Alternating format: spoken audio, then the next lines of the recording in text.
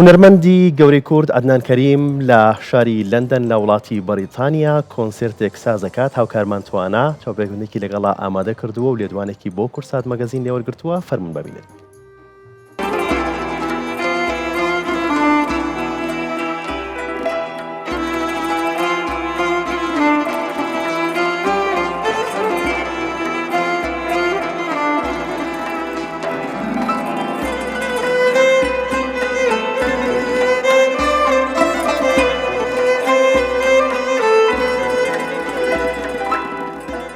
هونەرمەند عەدنان کەریم بەم زوانە کۆنسێرتێک لە لەندەن ساز دەکات. ئامادەکاریەکان بۆ کۆنسێرتی هونەرمەند عەدنان کەریم لە لەندەن بەردەوامە و هونەرمەند عەدنان کەریم لە شاری لەندەن لە ئێستادا زیاتر لە 90 تیکتەکان فرۆشراوە کە بڕیارە لە 16 مانگی داهاتوو کۆنسێرتەکە لە ئۆپێرا هاوسی هۆڵاند پارک لە شاری لەندەن بەڕێوەبچێت. لەو بارەیەوە بەڕێز بەختیار مامشێخ ڕێخەری کۆنسێرتەکەی هونەرمەند عەدنان کەریم بۆ کورسات مەگەزین دواوە و دوایین ئامادەکاریەکانی ئەم کۆنسێرتەی خستوەتە ڕوو.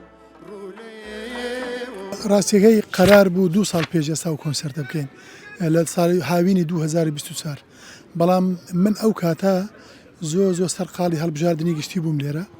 هەڵبژاردننی هەر 5 ساڵ جارێک لێرە هەڵبژاردن دەکرێت. ئەو کاتە من زۆر یارمەتی کاندیدەکەی خۆمانماندادا ئیلەیبەر کە دەرچوو ئێستا بوو بە ئەندام پەرلەمان. قەراریش بوو بێ بەڵام لە سەفەر دەبێ ناتوانێت بێتە کۆنسێرتەکە. بۆیە ئەو ساڵ کاتم زیاتر هەبوو ئەوە 3-4 مانگە خەریکم. ئامادەکاری باش کراوە، هۆڵێکی زۆر ناوازە گیراوە بۆ کۆنسێرتەکەی مامۆستا عەدنان.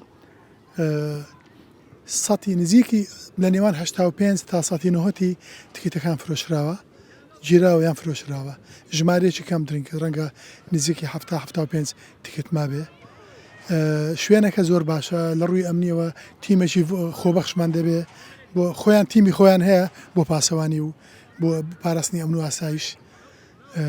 هەموو شتێک باشە بەڕاستی هەموو شتێک باشی بڕێوەی ئەو تیمەکەیان تەنها بێن داوای ڤیزەمان کردووە بۆ ئەو گروپێکە لەگەڵ مامۆستا کۆنسێرتی هەولێر و سلێمانیان بەڕێوە برد. هیوادارین لە هەفتەی داهاتوو ئەوانش ڤیزەکان وەربگرن دواتر بتوانن بێن و بتوانین لەو جیهانێک کە پڕ لە شەڕ و ئاژاوە و ناخۆشیە بتوانین چەند ساعتێک دڵی خەڵکمان خۆشکەین لێرە. ئەم کۆنسێرتەی هونەرمەند عەدنان کەریم تا چەند دەبێتە ڕووداوێکی گەورە و مێژوویی بۆ کوردانی تاراوگە لە بەریتانیا. ڕاستیەکەی دەمێکی زۆرە لە لەندەن و لە بەریتانیا کۆنسێرتی لەو جۆرە نەکراوە. ئەخیر 5 ساڵ پێشی کۆڤید گروپی کامکاران هاتن شتێکیان کرد ئەو زۆر باش بوو، بەڵام لە دوای ئەوانەوە شتێکی زدی نەکراوە. بەڕاستی شتی بچوو کراوە لەوێ 200 کەس و 300 کەس و 400 کەس، بەڵام هیچ شتێ بۆ ئەندازەیە نەبووە. دوایە خۆتان دەزانن مامۆستا عەدنان هونەرمەندێکی زۆر مەزنە و شۆڕشێکی فەرهەنگی بەرپا کردووە لە ڕێگای ئەو شعرانەی کە هەڵیان دەبژێرێ و لە ڕێگای ئەوەی زۆربەی شاعیر ناودارەکانی کوردی بە گەنجەکانمان ناساندووە. بۆیە پێم وایە شتێکی زۆر ناوازە و باش دەبێت.